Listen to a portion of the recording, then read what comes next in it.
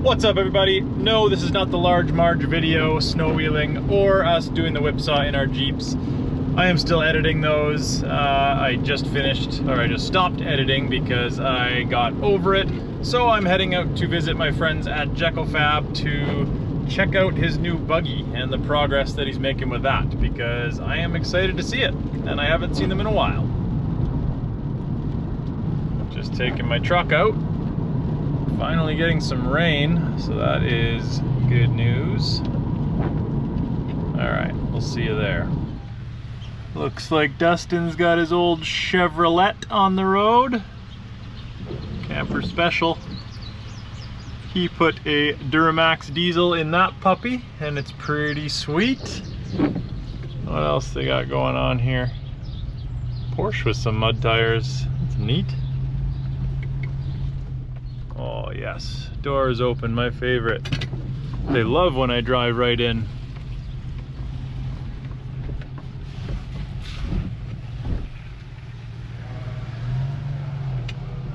You just drove it right up. I was going to, and they're like, that's too expensive to screw up. Oh yeah, you care this time, that's impressive. Yeah, like how that works, just slides right in the back there.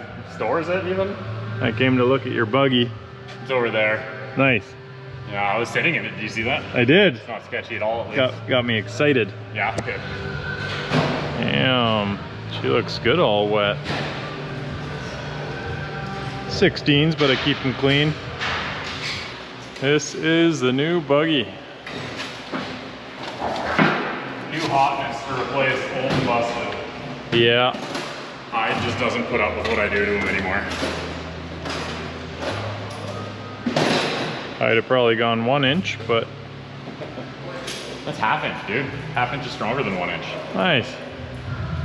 So, what's it gonna be? What is what gonna be? This. It's expensive. Yeah. What? I know it's hard to get it. Anyway, I only get this little corner of the shop because I do actually have to make money. Yeah. And it sure isn't happening by me building this buggy. What is it gonna race?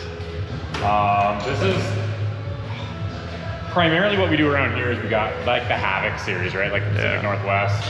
So Oregon, Washington, North Idaho, actually even into North Nevada. There's one near Winnemucca, I think. Oh yeah. And then Alberta. And then now so the Alberta one in Cold Lake, they just doubled it up, and now there's one in Dawson Creek also. That's the Mudfest one? Yeah. So that's Kyle Walton, the Axle Busters guys. They put on a good event. So I mean, there's lots of races to do, but they're weird, right? There's no right answer to what to build. Yep. Right? Like Hyde does really, really good on things that high bellies do well, but doesn't really do anything fast. Well, and it's not like there's a spec. Like if you're racing Ultra 4, you build an Ultra 4 car. You're racing trophy truck. And buy everything, right? Yeah. Trophy truck, you build the trophy truck. But this is just kind of anyone can build whatever they think is going to work good. So he's running a Duramax diesel, so that'll be neat. Get to roll coal in a race. Yeah, it's neat, but it doesn't do any of the cool things that the gas engines do. It doesn't shoot fire. It doesn't make cool brappy noises. Different brappy noises. Different brappy noises, yeah. It'll never be loud. I mean, my donor engine was straight piped. It had less exhaust than that. And it was loud, but it wasn't like god-awful earplugs loud. Turbos. Yeah. I mean, it's neat, but it doesn't get the crowd going, right? Yeah. This does, if you know what you're looking at. This, I'm just excited. I'm hoping it stops braking. Yeah. Because I'm just over braking. So my whole idea is to overbuild everything. And so what's the rear end again? The rear end started as a 14 bolt, which is a 1 1/4 ton, I think is what they call it. 14 bolt semi-float rear end. They're used everywhere. They're actually a solid center section because they use 3 pinion bearings. So they're an overslung pinion, which prevents deflection of the pinion, which is really, really good. It's gonna make your gears last longer. It's a 10.5 inch ring gear, but it uses a removable pinion, just like a 9 inch. So they're really easy to set up. Adjusters on the sides, removable pinion. You can set one of these things up in a couple hours. But then the outsides. The outsides, there's debate on the internet whether they're 6-ton or 9-ton axles, but we'll call them 9-ton. 69-ton. Yeah, right. But so that's the knuckle is from a Meritor RF 611, I think they call it, which then has a planetary hub. So it has another gear reduction at the hub. So the axle shaft sees half of the torque load. Right. So axle shafts last longer, which is how you can get away with a relatively small ring and pinion set. Right.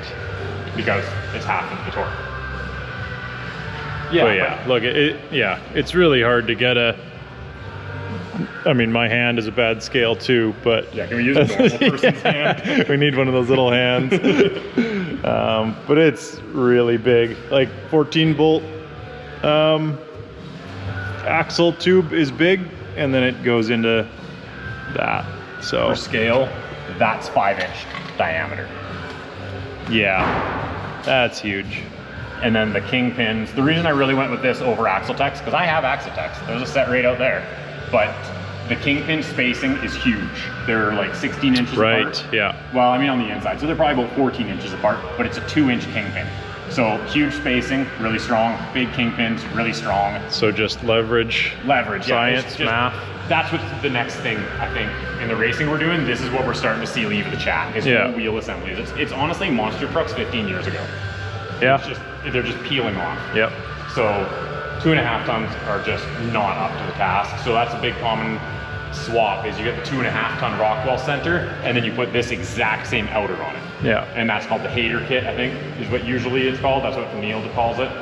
But the problem there is you're still using 3/4-inch kingpins. Yep. And they're only this far apart. So that's and these are 2-inch? These are 2-inch kingpins. I wish I had one out right now just to show you how big they are. Yeah. So triangulated 4-link, trailing arm, so that'll be cool. Trailing arm, yeah. Some big shocks somewhere. Not here yet. Dang it. Yeah. And then triangulated front, or? Triangulated front, yeah. Sweet. So yeah, the rear doesn't have a lot of triangulation on the lowers. I think I only got 5 degrees out of them, but then I did as much as I could on the uppers. Yeah. I would have done more. I tried for more. You can even see I had it tacked on out here, but the shock package I have chosen is massive. And by the time you flex and stuff. Like this all will be shock absorbers. Yeah. Because you're doing 3-inch coilovers. 3-inch coils. With 4-inch 5.2 bypasses. Yeah. Jeez. And then a 2.5-inch pump in every corner. Yeah, that is going to be awesome. I'm excited for trailing arm. Anything is just such a difference for suspension feel.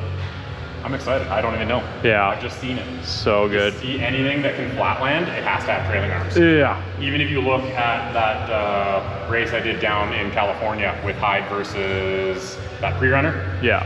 Anything that did well in the whoops had bypasses. Yep. Like that was like bare minimum. And then anything that could excel in the whoops and actually kick ass had trailing arms and bypasses. Yep. Which is kind of what inspired this whole thing. I got punked down there, and I don't want to do that again. And it just comes back to leverage again. Just leveraging those giant shocks and making them squish. Yeah. That's the other upgrade with this one, as much as the PVC doesn't look beefy. The Heims are pretty run-of-the-mill. They're just 1.25 Heims all around. But we don't have those really failing. Yeah. But the bolts that go through them were failing. Uppers, you don't have to worry about. Uppers, you really don't take the abuse, right? So that's a 3/4-inch bolt in my upper.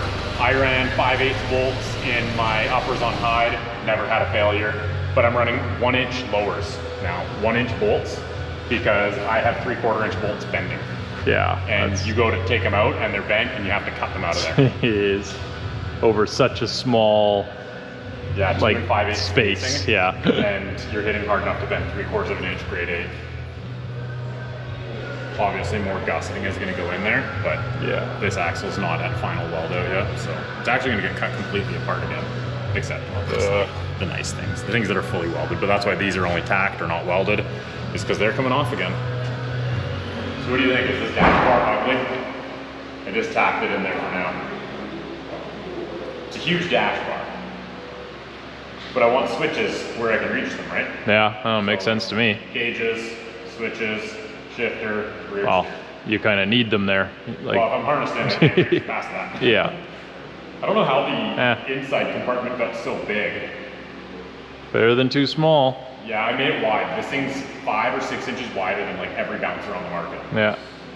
Because it just looks unsafe to be that crammed in there. Yep. And that's one guy to do it. Big hoops for big shocks. Yeah. Beast.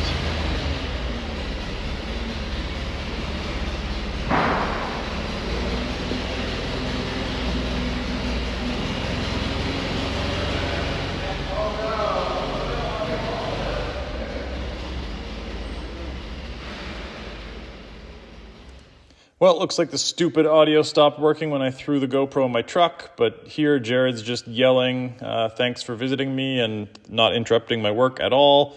I'm just backing out. Oh, look at this Toyota over my left shoulder. That's also one of the guys there. It's a pretty cool looking unit. Let's have a look. Oh, it looks like he tows trailers upside down. Nice. Anyways, let's go forward. I guess I am going back to work on this other video that I've been editing for 257 hours so far, so I hope you guys enjoy it. There's some grass. Onto the road. Now I am incriminating myself with evidence that I am distracted driving, but we'll see you guys next time. Thanks for watching. Hopefully you like his buggy and go subscribe to him and stuff. Bye.